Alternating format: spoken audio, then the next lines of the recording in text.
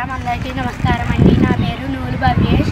నేను ఇప్పుడు రామాయణంలోని సుగ్రీవుడి పాత్ర గురించి చెప్పబోతున్నాను. అక్షరజుడు అనే వానరరాజుకు సూర్యుడు అనుగ్రహం వల్ల సుగ్రీవుడు జన్మించాడు. సుగ్రీవుడు వాలి యొక్క తమ్ముడు. రాజనీతి బాగా తెలిసినవాడు. కొన్ని కారణాల వలన వాలి మరణించాడనుకుని సుగ్రీవుని రాజుగా చేశారు మంత్రులందరూ కలిసి. తరువాత వాలి వచ్చి సుగ్రీవుని రాజుగా చూసి కోపించి రాజభ్రష్టుని చేసి కిష్కింధ నుండి గెంటివేయబడ్డాడు. సుగ్రీవుడు ప్రాణభీతితో భూమండలమంతా తిరిగి ఋష్యముఖ పర్వతంపై తన మంత్రులైన హనుమ మిగిలిన 4 వానరులతో నివసించాడు.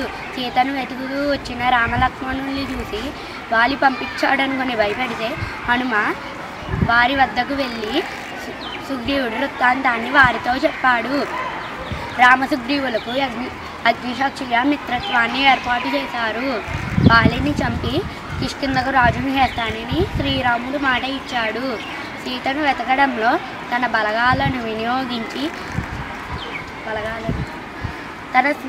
తన వానర సైన్యాన్ని భూమండలమంతా పంపించి తన స్నేహబంధాన్ని చాటుకున్నాడు సుగ్రీవుడు. తిరుగులేని మాట అంటే సుగ్రీవాజ్ఞ అనే మాట స్థిరపడేటట్లుగా నిలబడినవాడు. రామరావణ సంగ్రామంలో తన బలగాలను వినియోగించి శ్రీరాముడి విజయానికి కారకుడయ్యాడు. జై శ్రీరామ్.